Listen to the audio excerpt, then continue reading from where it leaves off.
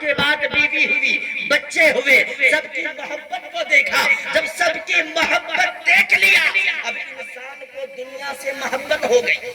سبحان اللہ، اب انسان کو کس سے محبت ہوئی؟ دنیا سے محبت ہوئی۔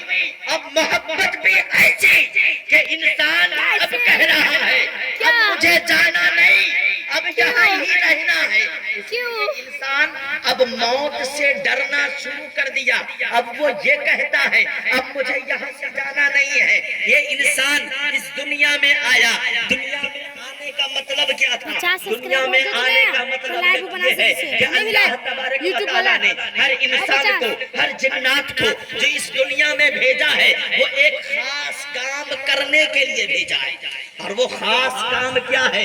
خاص کام یہ ہے وَمَا خَلَقْتُ الْجِنَّ وَالْإِنسَ إِلَّا لِيَعْبُدُونَ کہ بے شک ہم نے پیدا نہیں کیا ہر انسان اور ہر جنات کو مگر اپنی عبادت کے لیے، یعنی اللہ تبارک و تعالیٰ نے ہر انسان کو اپنی عبادت کے لیے دنیا میں بھیجا۔ سبحان اللہ، سبحان اللہ۔ کس کے لیے بھیجا؟ ارے کس کے لیے بھیجا؟ اپنی عبادت کے لیے۔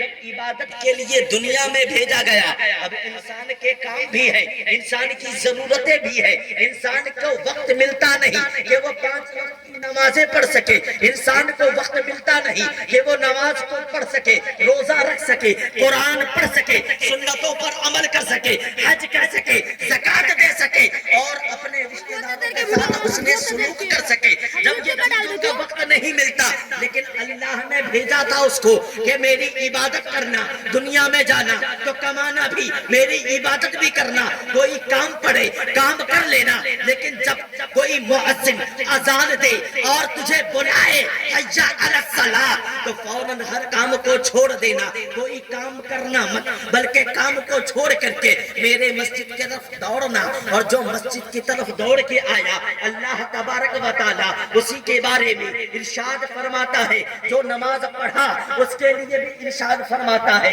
جو نہیں پڑھا اس کے لیے بھی ارشاد فرماتا ہے، جو پڑھا اس کے لیے بڑا اجر و ثواب ہے۔ قرآن مجید میں آتا ہے اِلَّا الَّذِينَ آمَنُوا وَعَمِلُوا الصَّالِحَاتِ فَلَهُمْ اجر غیر ممنون کہ ہر انسان کو اس کے اعمال کا بدلہ، اعمال صالحہ کا بدلہ عطا کیا جائے گا۔ انسان ایسا کام کرے، دنیا میں کوئی کام ایسا نہیں جو قیامت کے دن چھوڑا جائے گا، کیونکہ رب تبارک و تعالیٰ کا وعدہ ہے ثم لتسألن یومئذ عن النعیم کہ تم سے ضرور ہر چیز کے بارے میں، ہر نعمت کے بارے میں سوال کیا جائے گا۔ اب سوال ہوگا، ہر چیز پوچھا جائے گا۔ جو انسان اپنے سفر میں ہے، ایک ایگزامپل سے آپ کو اپنی بات سمجھانے کی کوشش کرتا ہوں۔ اگر کوئی انسان یہاں سے سعودیہ جاتا ہے یا قطر جاتا ہے یا کہیں اور جاتا ہے کمانے کے لیے، وہاں 20 سال رہا، لوٹ کر آیا اپنی جگہ پر، اپنے دیش میں، اپنے گاؤں میں، اور جب آیا تو اس کے جیب میں پھوٹی کوڑی بھی نہیں۔ کیا نہیں ہے؟ پھوٹی کوڑی 1 روپیہ بھی نہیں ہے۔ اس کا کام چلے گا؟ ارے بولیے کام چلے گا؟ نہیں، اس کے بدیش جانے کا کوئی فائدہ ہوا؟ نہیں، کوئی فائدہ نہیں، نہیں ہوا۔ اگر کوئی شخص بدیش جاتا ہے اور سعودیہ گیا، قطر گیا، اور وہاں جانے کے بعد جتنا کمایا کما کر لے کر کے آیا، اور جب یہاں کما کر لایا تو اس کا جانا فائدہ مند ہوا کہ نہیں؟ ارے بولیے ہوا کہ نہیں؟ ہوا، کیونکہ وہ کما کر کے لایا۔ اب جب کما کر لایا تو یہ فائدہ ہوا، اور انسان کو بھیجا گیا کہاں سے؟ جنت سے۔ انسان کے جو ابا ہے حضرت آدم و حضرت حوا علیہ السلام، وہ جنت سے دنیا میں بھیجے گئے، اور دنیا میں بھیجے کیوں گئے؟ کہ وہ نیک اعمال کرے، وہ اللہ کی عبادت کرے، اور جب وہ لوٹ کر اسی طرف جائے گا، کہاں جائے گا؟ آخرت کی طرف، اللہ کی طرف۔ انا للہ و انا الیہ راجعون۔ بے شک اللہ کی طرف ہی ہر چیز کو لوٹنا ہے. جب دنیا میں بھیجا گیا عبادت کرو، عبادت کیا نہیں، لوٹ کر کے گیا اور اس کے پاس کچھ عمل ہے ہی نہیں، نہ نماز ہے، نہ روزہ ہے، نہ حج ہے، نہ زکوٰۃ ہے، کوئی اعمال نہیں، نہ کلمہ طیبہ پڑھتا ہے، نہ کوئی عمل کرتا ہے. اب جب دنیا سے جائے گا، کیونکہ ایک مقررہ وقت ہے، اس مقررہ وقت میں حضرت اسرائیل علیہ السلام دنیا میں آئیں گے اور انسان کی روح کو نکال کر کے لے کے جائیں گے. سبحان اللہ سبحان لے کر اللہ. کے بے جائیں شک، گے. بے شک، بے شک. اب انسان کے جسم کو رکھا جائے گا قبر میں.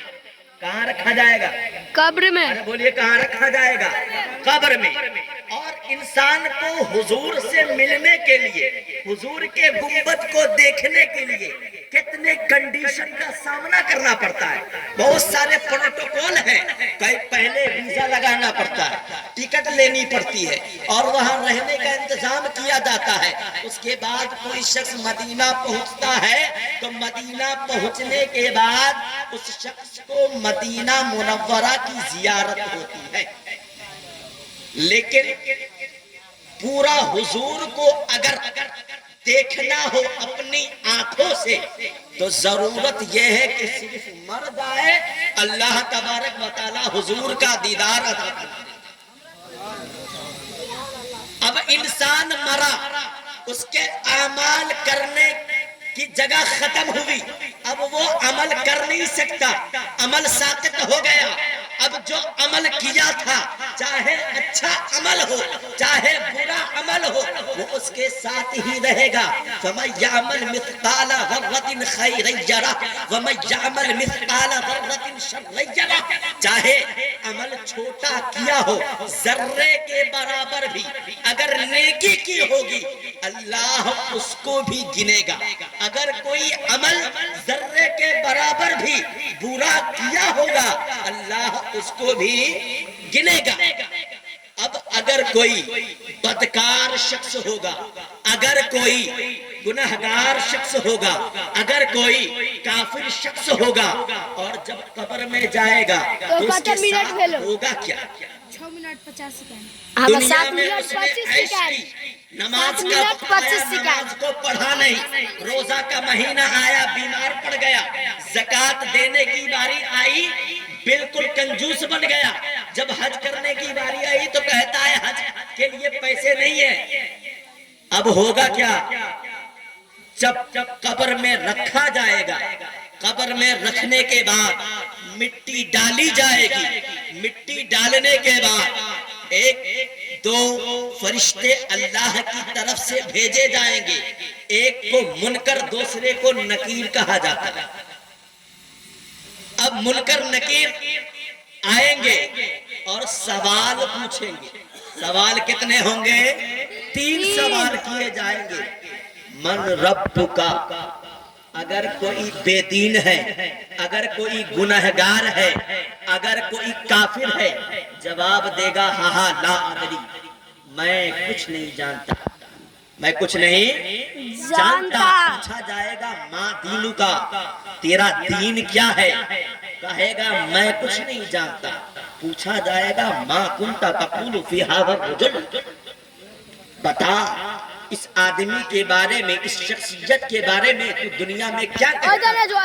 جواب دے گا میں نہیں جانتا. اور اگر جب جواب ملے گا میں نہیں جانتا تو اب ہوگا یہ، اللہ تبارک و تعالی اس کی طرف جہنم کے کھڑکیوں میں سے ایک کھڑکی کو کھول دے گا اور اس کے قبر کو اس طریقے سے اجازت دیا جائے گا کہ اس کو دباؤ. اور دبائے گا کس طرح؟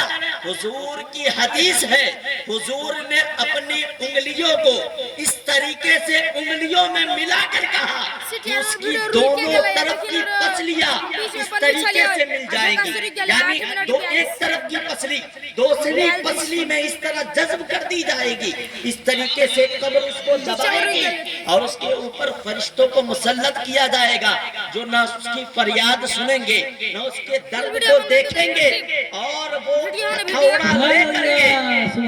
ہتھوڑا لے کر کے اس بے دین گنہگار شخص کے سر پر اس طریقے سے ماریں گے کہ وہ بھجلی